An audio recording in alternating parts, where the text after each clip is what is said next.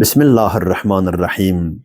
Değerli izləyicilər, əvvəlki bəslərimizdə də biz orucluğun faydası haqqında söhbət açmışdıq.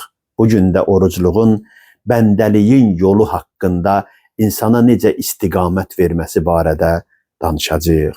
Oruc həqiqətdə bəndənin necə olmalı olduğunu insanlara öyrədir.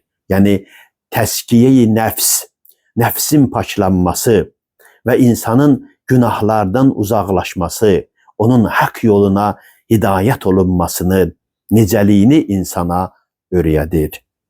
Bəndəliyin yolu budur ki, Allahın dəsturlarına, əmirlərinə insan rəayət eləsin və bunu ilə da yeməkdən, içməkdən, pis vərdişlərdən, pis şeyləri eşitməkdən, görməkdən çəkinərək Allahın qadağan etdiyi bütün işlərdən özünü qoruyur.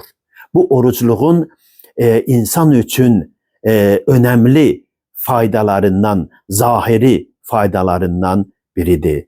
Amma orucluğun batini faydası budur ki, insan həqqin nuruna, həqiqətə müttəsil olur, birləşir. Səbr və təmkinlə Allaha doğru yolu davam etdirir. Və bununla da o ixlasın təqviyyətinə belə deyək, hakim olur və bunu ilə özünü hər növ nöqsanlardan uzaqlaşdıra bilir. Xanım Zəhra salamullah əleyha buyurur ki, Allah təbarəkə və teala orucluğu ona görə vacib buyurdu ki, bəndələrində ixlasın onların həyatında hansı dərəcədə olduğunu təsbit edə bilsin. Yəni, ixlasın təsbit olunması üçün oruc bir göstəricidir.